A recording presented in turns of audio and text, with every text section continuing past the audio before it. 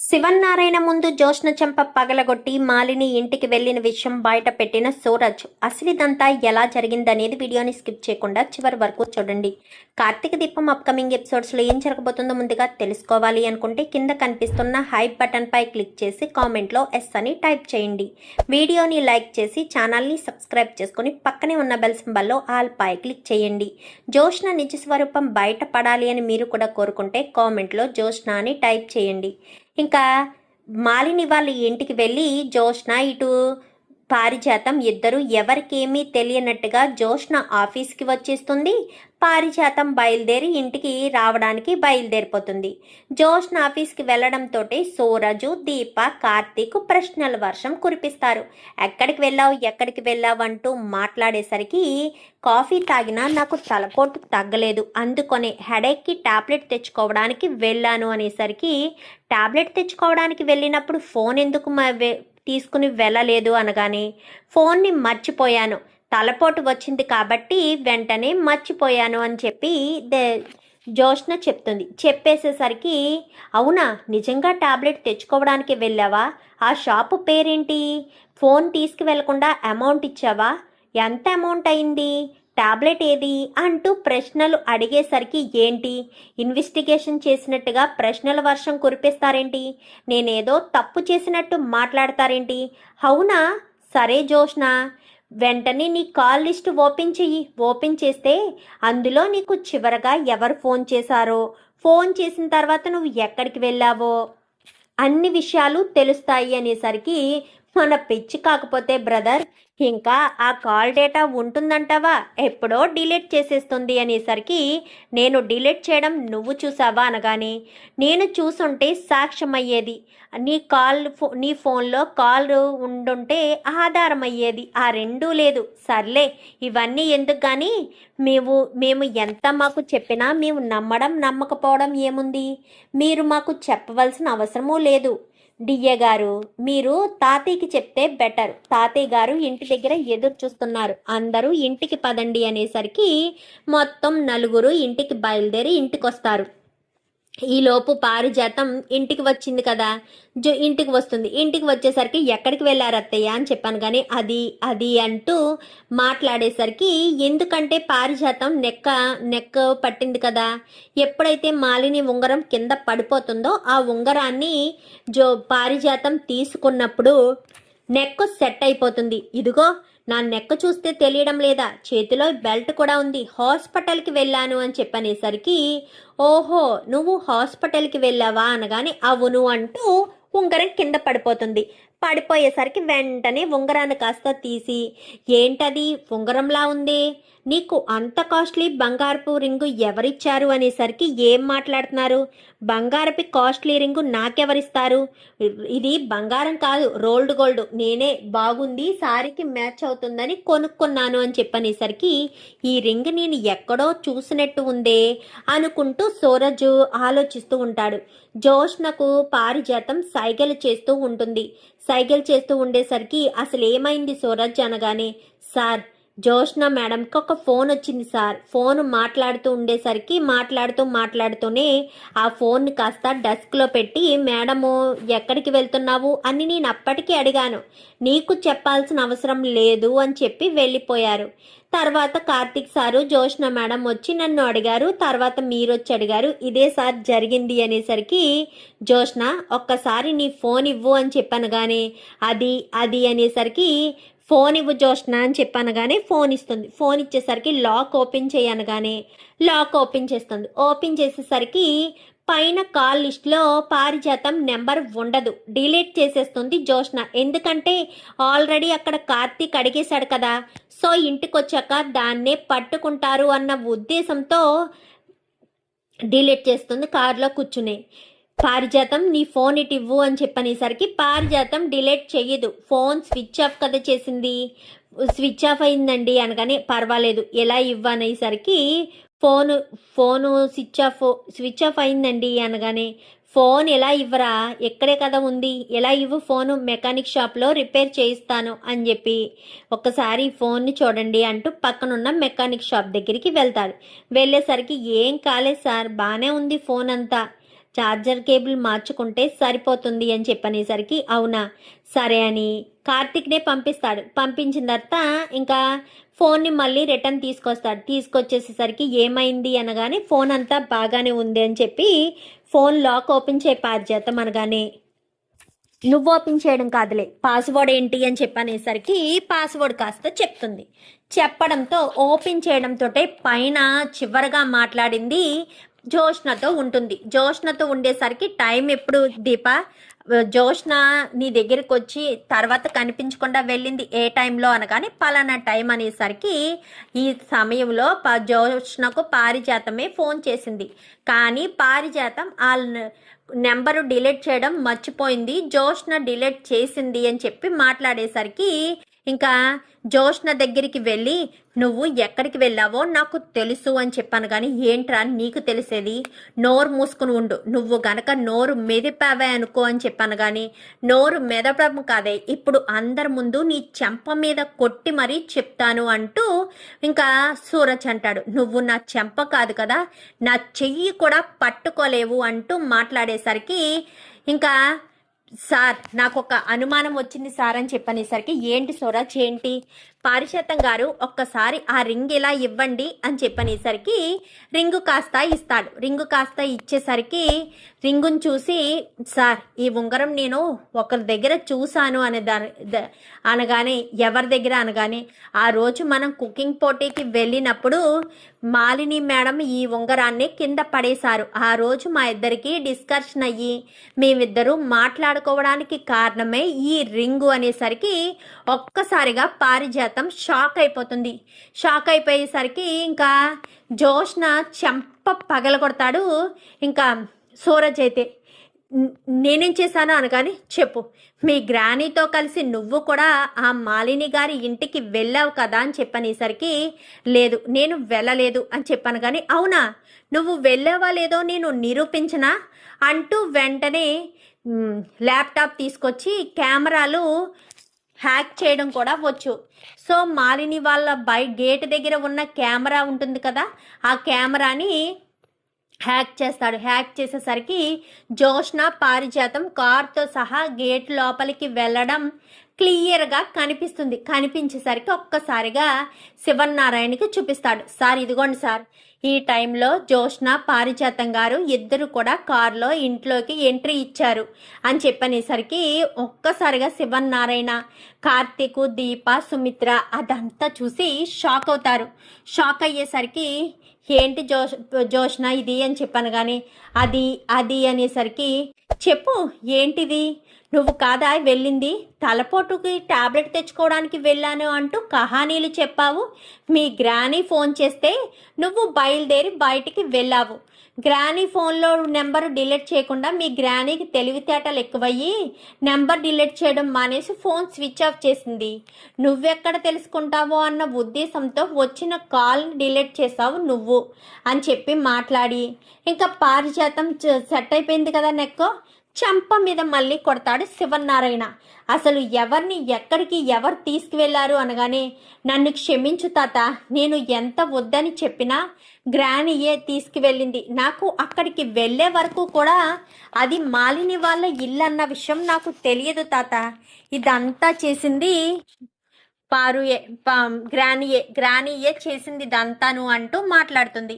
మాట్లాడేసరికి ఏంటే మొత్తం నా మీదకి తోసేస్తున్నావు అనగాని నువ్వే కదా ఫోన్ చేసి మరి ఫోన్ని ఆఫీస్లో వదిలేసి మరీ రమ్మని చెప్పావు. నువ్వు రమ్మంటేనే కదా నేను అలా వచ్చాను, లేదంటే నేను వచ్చేదాన్ని కాదు కదా. అంతా నువ్వు చేసిందే, నువ్వే కదా చేసావు రమ్మని చెప్పి. ఇప్పుడు నన్నంటావేంటి, నన్నిరికించేశాను అని అంటావేంటి? ఏం మాట్లాడుతున్నావు, నీకేమైనా తెలుస్తుందా? అయినా నేనెందుకు అదంతా చేస్తాను అని చెప్పి పారిజాతం అంటుంది. చేయకుండానే మాలిని చేతికున్న రింగు నీ చేతికొచ్చిందా? నువ్వు మాలిని వాళ్ళ ఇంట్లోకి వెళ్ళడం కూడా అబద్ధమేనంటావా అంటూ ఇంకా చాలా మాటలు శివనారాయణ ఇటు సూరజ్ మాట్లాడేసరికి ఒక్కసారిగా ఆగండి అంటూ గట్టిగా అరుస్తుంది సుమిత్ర. అరిచేసరికి పారిజాతం ఇటు జోష్ని ఇద్దరు పక్క పక్కన ఉంటారు. నువ్వు ఆ మాలిని ఇంటికి వెళ్ళావా లేదా అబద్ధం పొల్లు పోకుండా చెప్పాలి అని చెప్పి మాట్లాడేసరికి వెళ్ళాము అని చెప్పాను. కానీ వెళ్ళవలసిన అవసరం ఏముంది అని చెప్పాను. కానీ నాకేం తెలియదు మమ్మీ, గ్రానీయే ఫోన్ చేసి ఫోను ఆఫీస్లోనే వదిలేసి అర్జెంటుగా ఒక్కసారి రమ్మని చెప్పారనే నేను వెళ్ళాను అంటూ ఇంకా జోష్న మాట్లాడుతుంది. ఎందుకు వెళ్ళారు పారిజాతం అని చెప్పాను. కానీ అది మాలినియే నాకు ఫోన్ చేసిందండి. ఫోన్ చేసి జోష్నను తీసుకుని రమ్మని చెప్పింది. మాలినికి నాకు మధ్య స్నేహం ఉంది కదా, అందుకోసమనే జోష్నకు ఫోన్ చేసి ఫోన్ తీసుకొస్తే మళ్ళీ ఇబ్బంది అవుతుందని ఆఫీసులో వదిలేసి రమ్మని నేనే చెప్పానండి అని చెప్పనేసరికి ఇంకా సుమిత్ర చాలా కోపంగా ముందుకొచ్చి అత్తగారి మీద చేసుకుంటుందేమో అందరూ అనుకుని చూస్తూ ఉంటారు. వెంటనే జోష్న చెంప పగలగొడుతుంది. అది మాలిని ఇల్లు అని తెలిసిన తర్వాత కూడా నా కన్న బిడ్డవి నువ్వు, ఆవిడైతే ఈ ఇంటికి కోడలుగా వచ్చింది, ఈ ఇంట్లో వాళ్ళతో ఏ సంబంధం లేదు, మామయ్య చెప్పకనే చెప్పారు మాలిని ఇంటికి వెళ్ళొద్దని. మామయ్య మాటని కూడా లెక్క చేయకుండా ఆవిడి పొగరుతో ఆ ఇంటికి వెళ్ళింది. అలాంటిది నువ్వెందుకెళ్ళావు? అది మాలిని ఇల్లు అని తెలిసిన తర్వాత నువ్వు ఆ ఇంటికి వెళ్ళాల్సిన పనేంటి? వెళ్ళే అవసరం ఏంటి? అంటే ఈ తల్లి పరువు ఎలా అయినా సరే, ఈ తల్లిని వాళ్ళు అగౌరవపరిచినా సరే, ఏదైనా సరే వాళ్ళు చేసిందే గ్రేట్ అని అన్నావు కదా నువ్వు అని చెప్పి మాట్లాడేసరికి ఇంకా ఏం మాట్లాడాలో కూడా అర్థం కాదు. చెప్పు ఏంటిదంతా అని చెప్పి ఇంకా శివనారాయణ నిలదీసేసరికి తప్పు నాదేనండి, జోష్నది తప్పు లేదు అనగాని తప్పు ఉందత్తయ్యా. మీరు ఎక్కడికి రమ్మంటే అక్కడికి వెళ్ళడానికి జోష్న నా కన్న కూతురు, అది గుర్తుపెట్టుకోవాలి కదా. మీకైతే ఆప్యాయతలు అనురాగాలు ఏమీ ఉండవు, ఎప్పుడు ఎవరితో గొడవ పెట్టుకుందామా అని చూస్తూ ఉంటావు. వీళ్ళు మాత్రమే కదా సంతోషంగా ఉన్నారు, ఎందుకు బాధ పెట్టడం? అయినా సైలెంట్గా ఉండలేరా? మాలినికి ఫోన్ చేసి మిమ్మల్ని మీ మనసు మార్చుతుందని నేను ఆల్రెడీ చెప్పాను. చెప్పిన తర్వాత కూడా నువ్వు నా లెక్కలేని తనంతో నా మాటకు విలువ లేకుండానే నువ్వు కావాలని మాలిని దగ్గరికి జోష్నను తీసుకువెళ్ళావు కదా పారిజాతం అంటూ పారిజాతాన్ని పట్టుకుంటాడు శివనారాయణ. ఇంకా జోష్న సూరజ్ వంక చాలా కోపంగా చూస్తుంది. ఎందుకు నువ్వు సూరజ్ వంక చూస్తున్నావు? సూరజ్ అబద్ధం చెప్పలేదే, నువ్వు చేసిన పనే కదా చెప్పాడు. నువ్వు మీ గ్రాని కలిసి ఆ మాలిని వాళ్ళ ఇంటికి వెళ్ళి తన మోచేతి నీళ్లు తాగి మాలిని ఇచ్చిన ఉంగరాన్ని తీసుకుని వస్తావా? సిగ్గు లేదే నీకు ఎంత కొన్నా పరగడుపే. నువ్వు నీ మనస్తత్వాన్ని మార్చుకోకపోతే చాలా కష్టం. ఇలానే ఉంటాను అంటే చాలా కష్టం. మెడబట్టి బయటకు గెంటేయడానికి క్షణకాలం పట్టదు. కానీ ఇలాంటి సిచ్యువేషన్లో పలానా శివనారాయణ గారు తన రెండో భార్యని ఇంటి నుంచి బయటకు గెంటేశారు అని చెప్పాలి అంటే ఇంట్లో ఏం జరుగుతుందో, మా ఇద్దరి మధ్య జరుగుతున్న గొడవలు ఇవన్నీ కూడా చెప్పాలి. అలా చెప్పడం నాకు ఇష్టం లేదు కాబట్టే నేను ఇప్పటికీ సైలెంట్గా ఊరుకుంటున్నాను.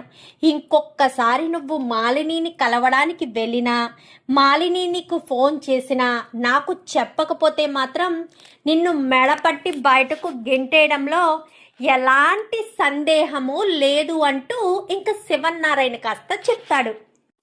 అది కాదండి అంటూ ఎంతో నచ్చ చెప్పాలని చూసినా నువ్వు నాకు ఏం చెప్పదు పారిజాతం. చిచ్చి, నీ మొహం చూడాలంటేనే అసహ్యంగా ఉంది. కానీ తప్పదు కదా చేసుకున్నందుకు. నీ స్థాయి ఏంటో నీకు పదే పదే గుర్తు చేసిన స్థాయిని మించి నువ్వు చాలా చేస్తున్నావు. అందుకోసమనే నీకు నేను పదే పదే చెప్పలేను. ఇంకొకసారి ఎలాంటి వేషం వేసినా, ఆ మాలినిని కలిసినట్టు నాకు తెలిసిన ఇంకొకసారి నీకు ఎలాంటి శిక్ష వేయను పారిజాతం. నా గురించి నీకు బాగా తెలుసు. సరే అని మొదటిసారి వదిలేస్తున్నాను.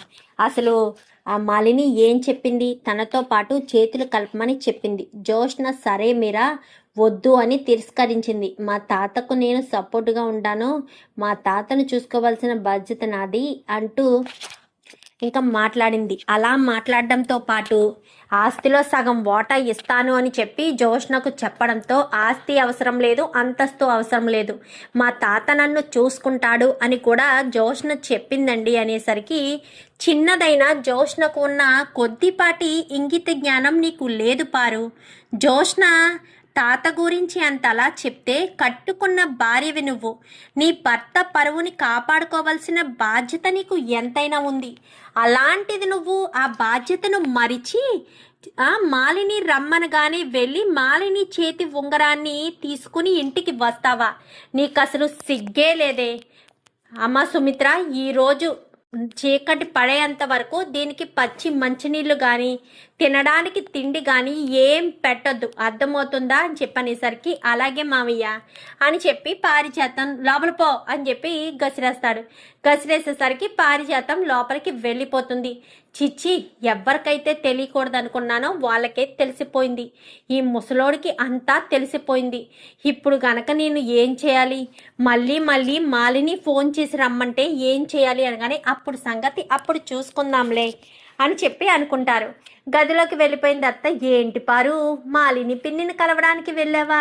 వెళ్తే తాయిలంలా చిన్న పిల్లోడికి ఏదైనా పని చెప్తే పని పూర్తయిన తర్వాత ఎంతో కొంత డబ్బు ఇస్తాం కదా, అదే ఒక 10 రూపాయలు 20 రూపాయలు ఇచ్చి కొనుక్కో బాబు అని చెప్పినట్టుగా జోష్నను తీసుకుని ఆ ఇంటికి వెళ్ళినందుగా ఈ ఉంగరం నీకు తాయిలంలా ఇచ్చిందా అని చెప్పాను. కానీ అలా ఏం కాదురా, కింద పడిపోయింది, కింద పడిపోతే తీసి ఇచ్చాను, అప్పుడే నా మెడ సెట్ అయింది, తీసిచ్చాక అది మీకోసమే అంటూ చెప్పి మాట్లాడి సరే నాతో చేతులు కలుపుతారా, షేక్ హ్యాండ్ ఇస్తారా అంటూ మాట్లాడడంతో జోష్న మాత్రం మా తాతకే అండగా ఉంటాను అంటూ మాట్లాడింది అని చెప్పనేసరికి ఏదేమైనా పారు, నువ్వు కొంచెం ఒళ్ళు దగ్గర పెట్టుకుని ఉంటే నీకు చాలా మంచిది. లేదంటే మాత్రం తాత మాలిని విషయంలో చాలా కోప్పడుతున్నాడు, పైగా చాలా చిరాక కూడా ఉన్నాడు. అలాంటి సిచ్యువేషన్లో నువ్వు మాలినిని కలవడానికి వెళ్ళినా అంతలా రియాక్ట్ అవ్వలేదు. ఎందుకంటే తాతకు మీ మీద ఉన్న నమ్మకం, మీరు తాత పరువుని ప్రతిష్టని కాపాడతారని, ఆ మాలినితో చేతులు కలపకుండా ఉంటారు అన్న ఒకే ఒక్క కారణం చేతే తాత మిమ్మల్ని ఏమీ అనకుండా మొదటి తప్పుగా వదిలిపెట్టాడు. అది నీకు చాలా మంచిది అంటూ మాట్లాడేసరికి నేను కావాలని పోలేదురా అనగానే చూడు పారు, తాత ఆగ్రహం ఏంటో తెలుసు, తాత కోపం కూడా నీకు తెలుసు. అన్నీ తెలిసినా నువ్వు ఇలా చేస్తే మాత్రం నిన్ను మెడపట్టి బయటకు గెంటేయడం ఖాయం. సుమిత్రత్త తాత చాలా చాలా అంటే చాలా కోపంగా ఉన్నారు, అది నువ్వు గుర్తుపెట్టుకోకపోతే మాత్రం చాలా పెద్ద ప్రమాదాలే జరుగుతాయి అనేసరికి అందరూ నా మీద పడతారేంట్రా, నేనేదో తప్పు చేసినట్టు అని చెప్పాను. కానీ మరి నువ్వు తప్పు చేసావు పారు, ఆ సూరజ్ గాడు జోష్నను కొట్టాడురా అనగానే కొడతారు, ఎందుకు కొట్టరు? జోష్న నువ్వు నోటుకొచ్చిన అబద్ధాలు చెప్పేస్తుంటే సూరజ్ చూస్తూ చూస్తూ ఊరుకుంటాడా?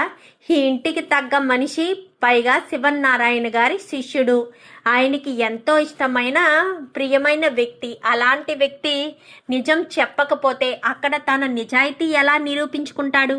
సో తను నిజం చెప్పాడు అంటూ ఇంకా పారిజాతం ముందు కార్తీక్ అనేసరికి ఏదేమైనా సరే వాడు చేసింది తప్పురా అని చెప్పాను. కానీ ఎవడు చేసింది ఏమీ తప్పు కాదు, అంతా మీరే చేశారు, ఇంకొకసారి ఎలాంటి పిచ్చి పని చేస్తే మాత్రం అస్సలు ఊరుకోను అని చెప్పి కార్తీక్ దీప అని చెప్పి కింద నుంచి శివనారాయణ పిలుస్తాడు.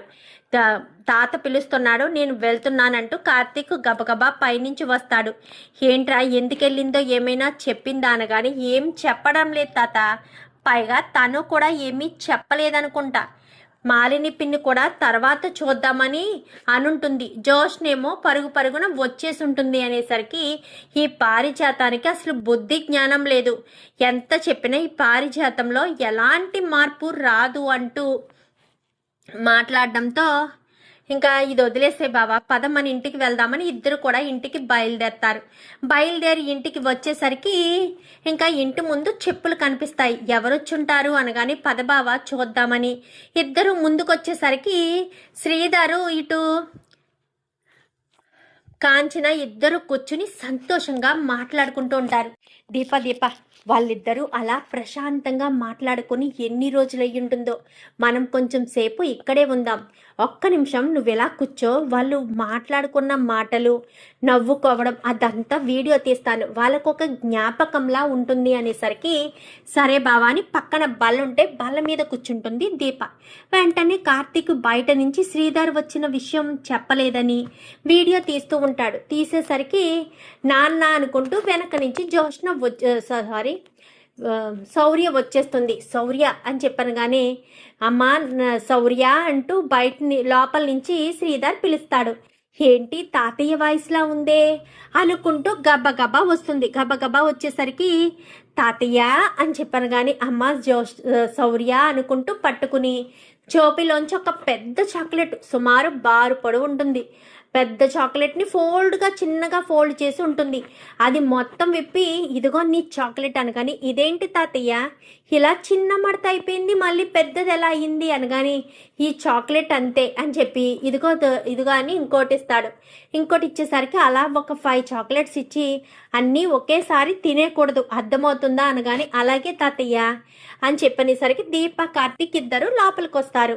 ఎంతసేపు అయిందిరా అనగానే అబ్బో మేము వచ్చి చాలాసేపు అయింది మాస్టారు, ఒక్కసారి ఈ వీడియో చూడండి మీకే తెలుస్తుందని వీడియోను కాస్త చూపించడంతో ఇంకా శ్రీధరు రే ఎప్పుడొచ్చావురా, ఎప్పుడొచ్చి వీడియో తీస్తున్నావు అనగానే నేను ఇందాకనగా వచ్చే వీడియో తీయడం స్టార్ట్ చేశాను అని చెప్పి కార్తీక్ చెప్తాడు. బాగున్నారా మామయ్య గారు, ఇప్పుడు మీ ఆరోగ్యం అంతా బాగానే ఉందా, కాఫీ తీసుకురానా అనగానే లేదమ్మా ఇప్పుడే భోజనం చేశాను అని చెప్పనేసరికి ఇప్పుడు చేయడం ఏంటి అనగానే అదేలే వచ్చి చాలాసేపు అయింది, ఆకలిగా అనిపించి భోజనం చేశాను, తర్వాత తాగుతానులే, ఇప్పుడు నీ ఆరోగ్యం ఎలా ఉంది, అసలే ఒట్టి మనిషివి కూడా కాదు, ఇప్పుడు జోష్న గ్రూప్ ఆఫ్ రెస్టారెంట్ మొత్తం నువ్వే చూసుకోవాలి కదా, నీకు ఎప్పుడు ఎలాంటి సహాయం కావాలన్నా ఈ మామయ్య ఉన్నాడు అన్న మాట మాత్రం మర్చిపోవద్దు అనేసరికి తప్పకుండా మామయ్య గారు, మిమ్మల్ని ఎలా మర్చిపోతాను, మిమ్మల్ని ఎట్టి పరిస్థితుల్లో మర్చిపోను, నాకే కష్టమైనా వచ్చింది అంటే ఫస్ట్ బావకు ఫోన్ చేస్తాను,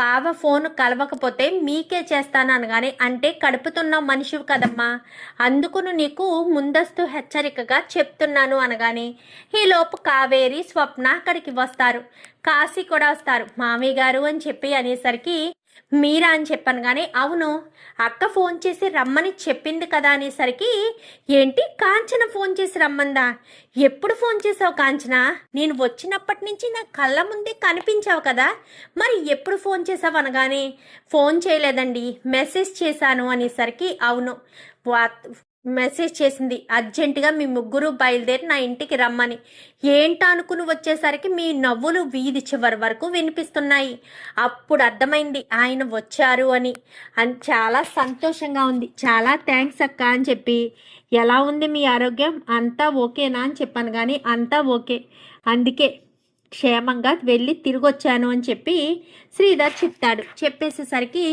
చాలా సంతోషంగా అందరూ మాట్లాడుకుంటారు. 2 నిమిషాల్లో వంట చేస్తాను అని దీప గబగబా లోపలికి వెళ్ళబోవడంతో వదిన నేను ఉన్నాను కదా, నేను వంట చేస్తాను, నువ్వు వెళ్ళి రెస్ట్ తీసుకో, అసలే ఒట్టి మనిషివి కాదు, నువ్వు వంట చేయడం ఏంటి వదిన, నేను ఆ ఇంటి ఆడబడుచుని, నాకు చేసే హక్కు అధికారం లేదా, నేనే వంట చేస్తాను, నువ్వు వెళ్ళి పడుకో అని చెప్పనేసరికి నీకు వద్దులే అమ్మా, ఇంతమందికి వంట అంటే సెట్ అవుతుందో లేదు వదినా, నాకు సెట్ అవుతుంది, నేను చేస్తాను కదా, నువ్వేం టెన్షన్ పడకు, మై హోనా అంటూ మాట్లాడేసరికి ఏంటో ఈ పిచ్చి పిల్ల, ఈ పిల్లకి ఎంత చెప్పినా వినబడదు అనుకుంటూ ఇంకా ఇద్దరు కూడా మాట్లాడుకుంటారు.